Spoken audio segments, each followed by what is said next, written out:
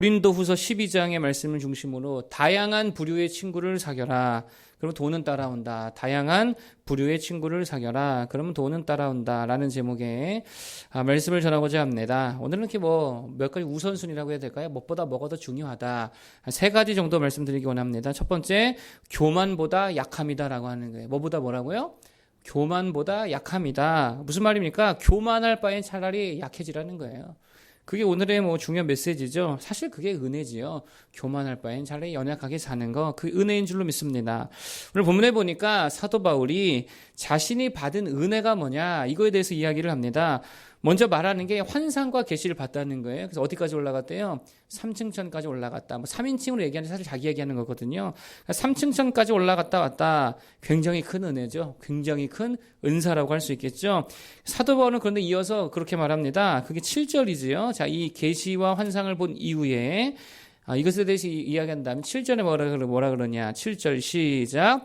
여러 계시를 받은 것이 지극히 크므로 너무 자만하지 않게 하시려고 내 육체의 가시 곧 사탄의 사자를 주셨으니 이는 나를 쳐서 너무 자만하지 않게 하려 하심이라. 아멘. 뭐하지 않게 하려 하심이라? 자만하지 않게 하려 하심이다. 교만하지 말라고 하나님께서 육체의 가시, 안질이든 간질이든 여러 가지 얘기가 있잖아요. 그 연약함을 주셨다라는 것입니다.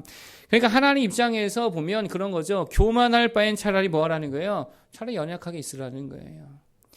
차라리 아프라는 거예요. 교만보다 고난이 낫다라는 것입니다. 그게 사도 바울이 받은 또 하나의 은혜라는 거예요. 큰 은사만 은혜가 아니라 하나님께 받은 연약함, 고난, 이것조차도 은혜임을 알고 있다는 것입니다. 왜 그렇습니까? 왜 교만보다 고난이냐는 거예요. 왜 교만하느니 차라리 약해지라고 하는 것입니까? 이게 되게 중요한 것입니다. 그 이유는 다른 게 아닙니다. 여러분 생각해 보세요. 교만하면 하나님과 멀어져야 가까워져요. 교만하면 하나님과 멀어져요. 무조건이에요. 교만하면은요 하나님과 멀어집니다. 그런데 고난은요 도리어 어떻게 됩니까? 하나님과 가까워지게 한다라는 거예요. 이게 되게 중요한 거죠. 성도건 아니건 그리스도인이건 비그리스도인이건 간에 상관없이 교만하면은요 무조건 다 똑같습니다. 교만이 맺는 열매는 다 같습니다. 무조건입니다. 하나님과 멀어지게 한다는 거예요. 교만하면 하나님과 멀어집니다. 교만하면 성령이 떠납니다. 그리고 사람과도 멀어지게 하는 거예요. 주변에 교만한 자들 이렇게 보면 있잖아요. 그렇게 교만하냐? 이게 자만하냐? 그 사람 보면 주변에 사람이 있어요, 없어요? 없어요. 다 그 사람 욕하지요. 왜 그렇습니까? 교만해서 그렇다는 거예요. 여러분 그건 직분과도 상관이 없는 것 같습니다. 아무리 목사, 전도사, 장로, 권사라 해도 교만하면요 그거는 고립되는 거예요. 교만하면 하나님과 멀어지는 것입니다. 교만하면 사람 관계도 다 깨지게 되어 있다라고 하는 거예요. 결국 그게 누구예요? 마귀 아니에요, 마귀. 마귀의 특징이 뭡니까? 교만이고, 교만하니까 주변에 친구가 없다는 거예요. 하나님과 원수죠. 사람들과 원수죠. 모든 피조 세계와 원수죠. 혼자 고립되어 있다는 거예요. 왜요? 교만해가지고. 근데 고난은 어떻습니까? 그리스도인에게 고난은 어때요? 그리스도인에게 연약함이라는 건 어떻습니까? 이게 무조건이죠. 그리스도인이 연약하다. 그럼 누구와 가까워지는 거예요? 하나님과 가까워지고, 예수 그리스도와 가까워지고, 성령과 가까워지는 거죠. 죄도 일종의 연약함 아닙니까? 죄 많은 사람들이 뭐가 많아요? 은혜가 많죠. 눈물이 많죠. 회개가 많잖아요. 주님과 가깝잖아요. 이것도 일종의 은혜라는 거예요. 여러분, 그러니 교만이 좋은 겁니까? 연약함이 좋은 겁니까? 볼 것도 없죠. 연약함이 훨씬 좋은 거예요. 자, 9절에서 10절인데요. 보겠습니다. 9절, 10절. 읽어보겠습니다. 9절과 10절 시작. 나에게 이르시기를 내 은혜가 내게 족하도다. 이는 내 능력이 약한 데서 온전하여 짐이라 하신지라. 그러므로 도리어 크게 기뻐함으로 나의 여러 약한 것들에 대하여 자랑하리니 이는 그리스도의 능력이 내게 머물게 하려 함이라. 그러므로 내가 그리스도를 위하여 약한 것들과 능력과 궁핍과 박해와 곤고를 기뻐하노니 이는 내가 약한 그때의 강함이라. 아멘. 무슨 말입니까? 약한 것 때문에 누구와 가까워졌다? 그리스도와 가까워졌다는 거예요. 그 연약함 때문에 그리스도의 강력하심이 내게 임하더라는 거예요. 그러니 사실 연약함이 자랑이고 고난이 자랑거리가 되더라라는 것입니다. 예전에 우리 함께 봤었죠. 얼굴에 큰 화상을 입은 자매님이십니다. 김지선 씨. 지선아 사랑해. 맞죠? 지선아 사랑의 주인공 김지선 씨 간증을 본 적이 있습니다. 다 기억나진 않지만 제 기억에는 그게 감사절 때 봤던 영상인 것 같아요. 그분이 그런 몰골을 하고서도 할 수 있는 말이 뭐냐? 감사하대요. 화상 입은 게 감사하더라는 거예요. 인터뷰 중에 물어봅니다. 화상을 입기 전으로 돌아가고 싶으냐? 돌아갈 수 있으면 돌아가겠느냐? 아니요 그러더라고요. 아니요. 돌아가기 싫습니다. 여러분 보세요. 엄청나게 큰 화상을 입었잖아요. 얼굴이 여자로서는 수치스러울 정도가 되었습니다. 흉측해졌습니다. 그럼에도 그녀는 말합니다. 행복하다고, 감사하다고, 이것 때문에 하나님을 더 얻게 되었다라고 말합니다. 하나님과 가깝게 되었다는 거죠. 그래서 다시 그 이전으로 돌아가고 싶지 않다고 말하더라는 거예요.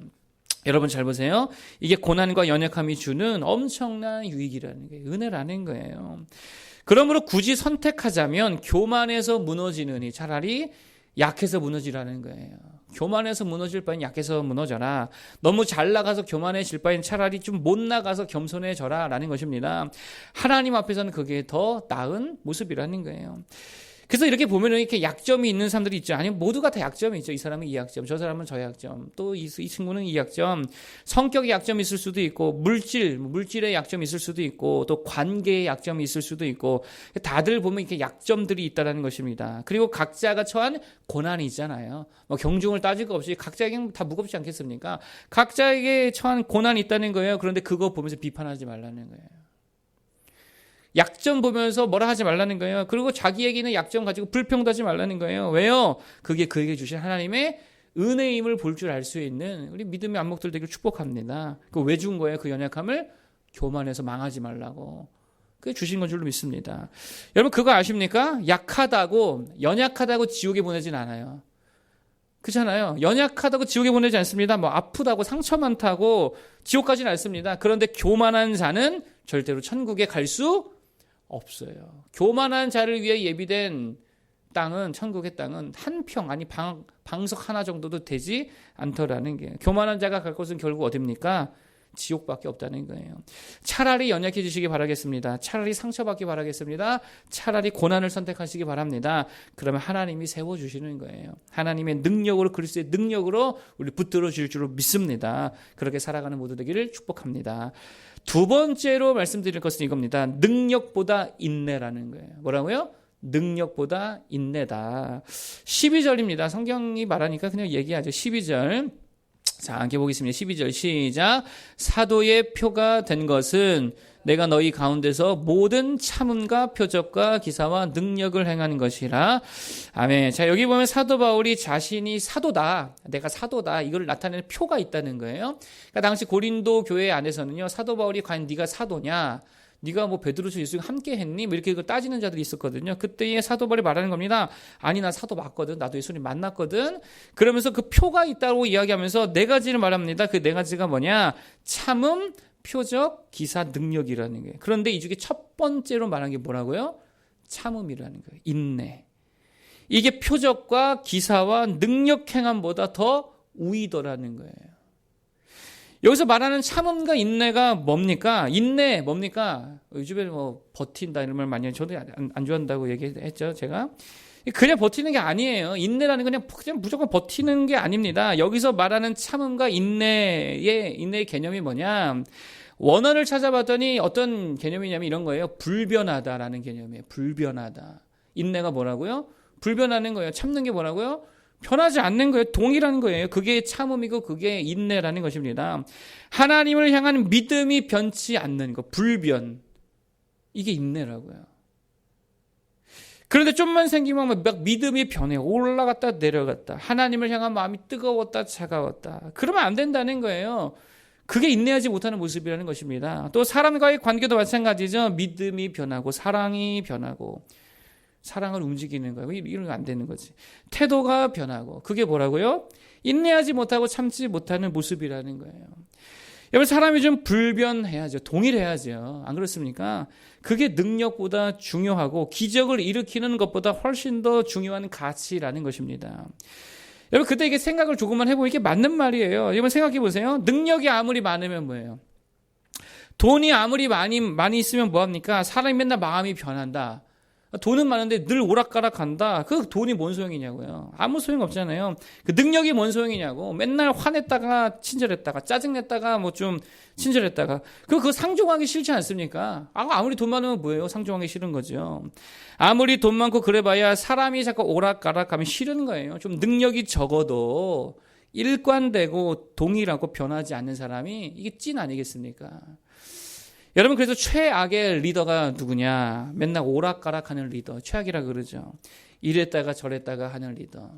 이래서 했다고 하는, 저래서 저러면 저래서 하고. 그거 완전 최악이라는 거예요.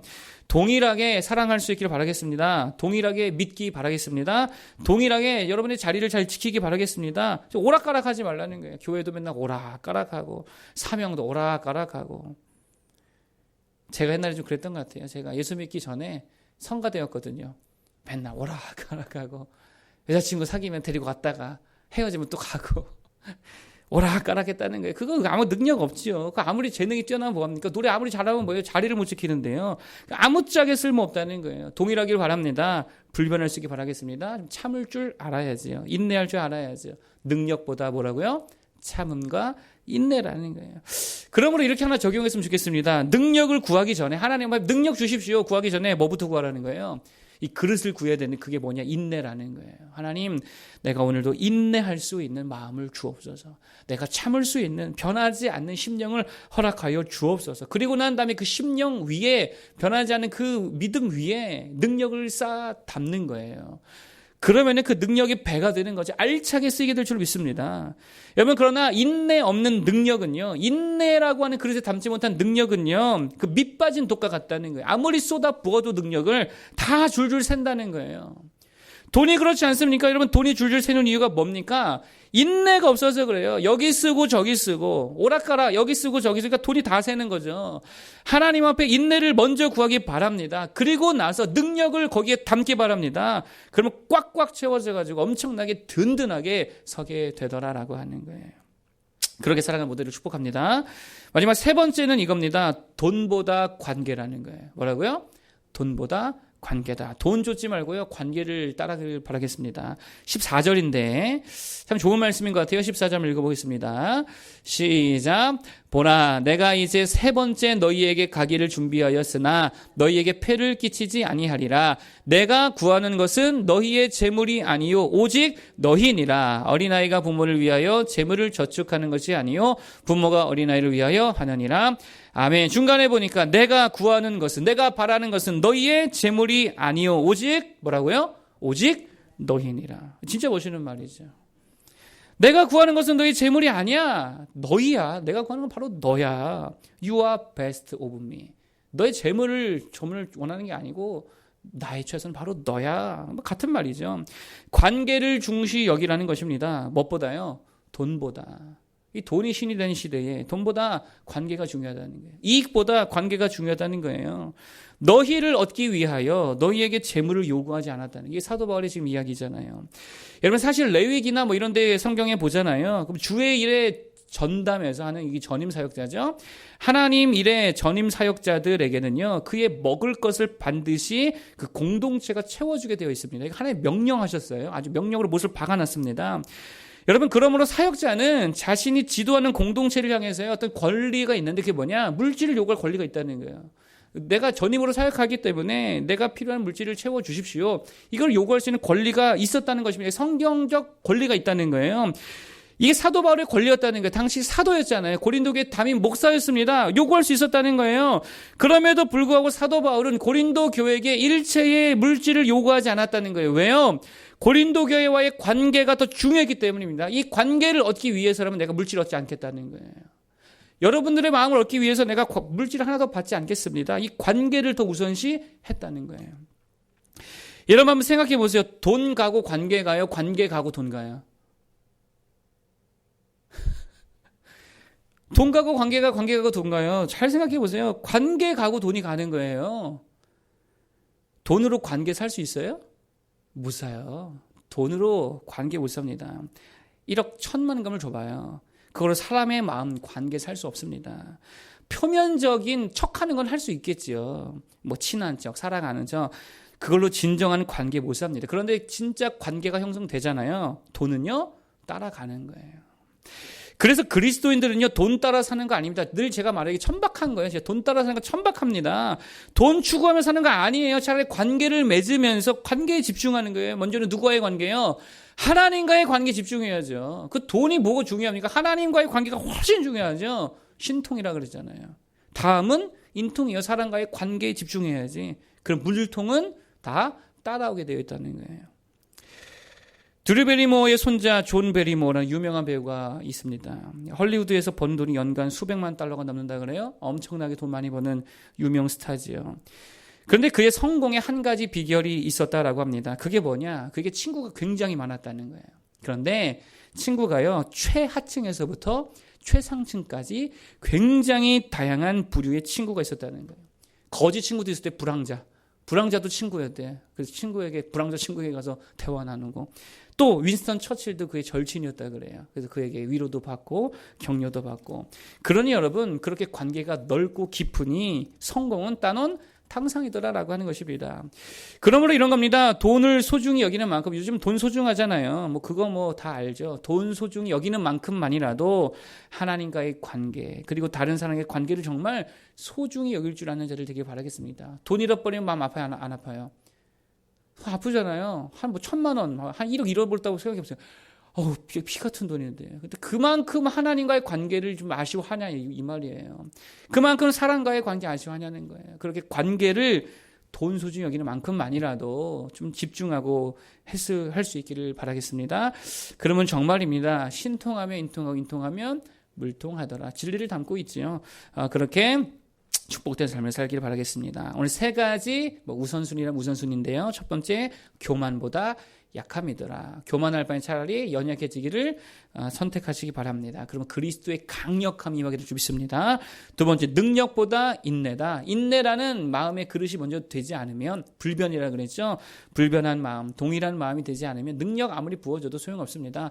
먼저 하나님 앞에 인내를 구하십시오. 변하지 않은 심령을 구하십시오. 그러고 난 다음에 큰 능력을 구하시기 바랍니다. 그럼 더욱더 강력해질 줄 믿습니다. 세 번째, 돈보다 관계라는 거예요. 하나님과의 관계를 구하시고, 그 다음에 사람과의 관계, 그러면 나머지는 따라오게 되어 있다는 거예요. 그 축복을 누리는 모두 되기를 바라겠습니다. 기도하겠습니다.